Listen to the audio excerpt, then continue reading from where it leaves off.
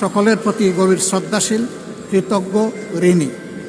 আজকের এই সংসদ গতানুগতিক কোনো সংসদ নয়, এটা 24-এর রক্তের উপর দাঁড়িয়ে থাকা একটি সংসদ। আজকে আপনি এই মহান সংসদের স্পিকার বা অভিভাবক নির্বাচিত হয়েছেন এবং আপনার সাথে ডেপুটি স্পিকার হিসেবে জনাব কায়সার কামাল সাহেব নির্বাচিত হয়েছেন। আমরা দুইজনকেই অভিনন্দন জানাই।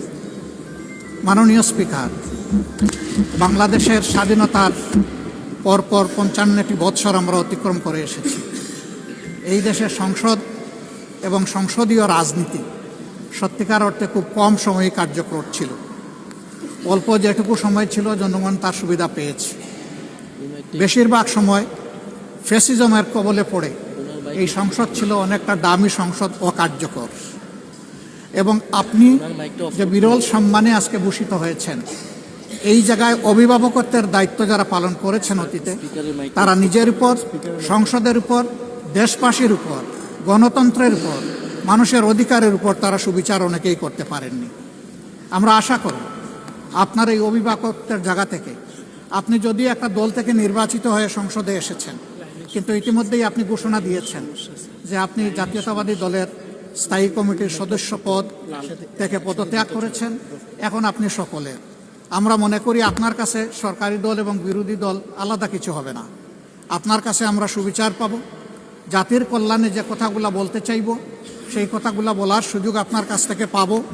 আপনার নেতৃত্বে এটি একটি গতিশীল সংসদ হবে, এটা আমরা আশা করতে চাই। আমরা আশা করতে চাই অতীতে যে মন্দ নজির সৃষ্টি হয়েছে বিভিন্ন সময়, এটি নতুন করে আর হবে না। আজকের এই সংসদে অনেক তরুণ সদস্য এখানে আজকে এসেছেন। আমিও বয়সে একটু বেশি হলেও আমিও তরুণ। আমার জীবনে এটা প্রথমে এই সংসদে ঢোকা, সুতরাং আমিও তরুণদের একজন। সেই তরুণরা যারা এখানে প্রাজ্ঞ আছেন, অতীতে যারা এই মহান সংসদের সদস্য বারবার নির্বাচিত হয়েছেন, তাদের কাছ থেকে আমরা ভালো কিছু শিখব। আমরা অতীতের সংসদগুলোতে দেখেছি, এখানে দেশের মানুষের কল্যাণ বিবেচনায় আলোচনা না হয়ে মানুষের চরিত্র হননের জন্য এখানে বিপুল সময় ব্যয় করা হয়েছে। আমি আপনাকে বিনীতভাবে অনুরোধ করব, এই সংসদ যেন কারো চরিত্র হননের কেন্দ্রে পরিণত না হয়। আপনার কাছ থেকে কেউ সামান্যতম সুযোগও যেন এই ব্যাপারে না পায়। আমরা চাই এই সংসদ শুধুমাত্র জনকল্যাণে প্রতিষ্ঠিত হবে এবং পরিচালিত হবে। আমি আস্থাশীল, গভীর আস্থাশীল, আপনি একজন লড়াকু মুক্তিযোদ্ধা, আপনি পারবেন ইনশাআল্লাহ এই সংসদকে সফলভাবে নেতৃত্ব দিতে।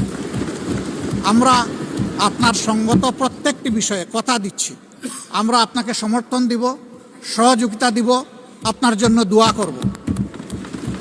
আমরা আপনার কাছ থেকে শুধু ইনসাফ আশা করব। আপনি যদি এই সংসদের উপর ইনসাফ করেন, তাহলে 18 কোটি মানুষের উপর ইনসাফ করা হবে। কারণ রাষ্ট্রের গুরুত্বপূর্ণ 3টি অঙ্গের এটি হচ্ছে সবচেয়ে গুরুত্বপূর্ণ অঙ্গ। এই অঙ্গটা যখন সুস্থ সবলভাবে পরিচালিত হবে, বাকি 2টা অঙ্গ সরাসরি সেইভাবেই কাজ করবে। মাননীয় স্পিকার, আবারও বলি, জুলাইয়ের রক্তের উপর দাঁড়িয়ে এই সংসদ, জুলাইয়ের একটা প্রত্যাশা ছিল, একটা মাত্র স্লোগান ছিল, উই ওয়ান্ট জাস্টিস। আমি আবার এটা এখন উচ্চারণ করলাম, উই ওয়ান্ট জাস্টিস।